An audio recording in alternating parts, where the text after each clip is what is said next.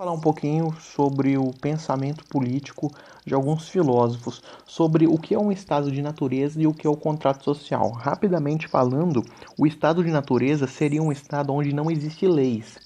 É um estado onde os homens não existem restrições na vida deles. E o contrato social existem restrições, existem leis, existe uma legislação. Bom, falando primeiramente do Thomas Hobbes, ele é um inglês que escreveu o livro Leviatã e o livro do Cidadão. No estado de natureza, ele defende que o ser humano já é racional, já é uma pessoa inteligente. Mas só que ele é um ser humano egoísta, que só vai pensar nele se não existir uma lei, e hedonista. O que significa hedonista? Do grego significa prazer ou vontade. Por exemplo, se eu sou um ser humano hedonista, eu vou fazer de tudo para conseguir o meu objetivo. Não interessa se eu tiver que matar uma, duas ou três pessoas. Eu vou tentar alcançar o meu objetivo. Ou seja, seria uma desordem, né? Porque faria de tudo para conquistar o meu objetivo. Não interessa se meu objetivo é ter uma mansão ou ter um carrão. Se o meu objetivo é ter uma mansão, eu tiver que matar todas as pessoas para conseguir e não tiver lei, seria uma consequência do estado de natureza para Hobbes, que ele crê que todas as pessoas são egoístas. Agora, no contrato social, que seria um tipo de lei, que ele defende? O absolutismo. O que é um absolutismo? Para quem não lembra, o absolutismo é o poder do rei.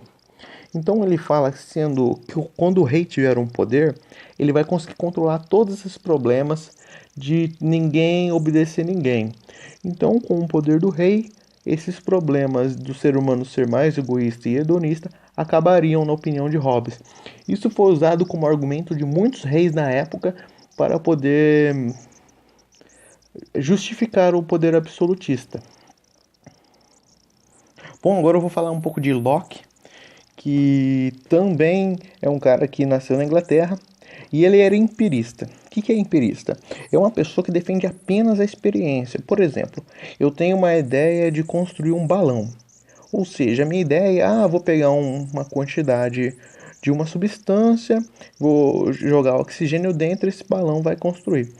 Esse balão vai encher. Agora, Locke não acredita que se eu apenas falar isso daria certo. Ele acredita que eu tenho que provar que o que eu estou falando vai realmente funcionar. Bom, por exemplo, ele fala que a experiência vale mais que as ideias inatas. Ideias inatas são os pensamentos inatos. O que é isso? São os pensamentos apenas. Digamos que é apenas teoria. Que o Descartes defendia na época. Descartes é um cara que tinha várias ideias do tipo. Por exemplo, ele falou que Deus existe porque ele não conseguiu um argumento que Deus não exista. Locke também é considerado o pai do liberalismo. O liberalismo é uma causa totalmente ao contrário do socialismo e do comunismo. O liberalismo é a livre circulação de mercado. Por exemplo, eu posso comprar qualquer coisa e vender qualquer coisa, não interessa, sem restrições. E não tem tanto o poder do Estado na economia.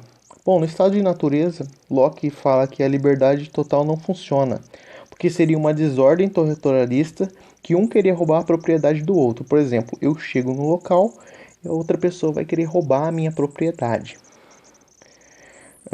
Por exemplo, eu sou dono de uma terra, não interessa, o outro cara vai querer roubar minha terra, porque todos têm o direito à vida. Então, se eles podem tudo, eles podem foder tudo.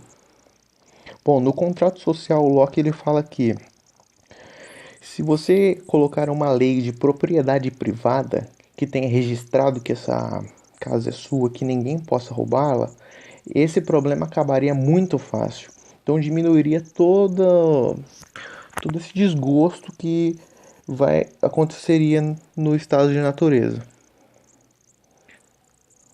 Por último aqui eu vou falar do senhor Rousseau, que é um cara que nasceu na Suíça, mas as suas ideias foram para a França, porque ele se mudou para lá para poder fazer as suas pesquisas filosóficas. Bom, no estado de natureza, o Rousseau, ele defende que o homem nasce. Quê? What the fuck? Esqueci de escrever o bagulho aqui. Desgraça. que o homem nasce. Ele acredita que o homem nasce bom e a sociedade o corrompe. Por exemplo, a criança realmente já nasce com um conceito de moral, né? E quando ele vai vivendo, ele vai aprendendo coisas erradas. E acaba entrando, por exemplo, no mundo do crime, fazendo coisas erradas, roubando, prejudicando as outras pessoas. Rousseau também acredita que no estado de natureza o homem já é inteligente, ele já tem a razão. E no contrato social, que seria o tipo de uma lei, ele concorda sobre uma igualdade da personalidade. Bom, e ele é contra a propriedade privada, mas depois eu falo disso. O que é igualdade da personalidade? Por exemplo, tem um cara muito forte e um cara muito fraco. Um cara muito forte, ele pode bater num cara muito fraco.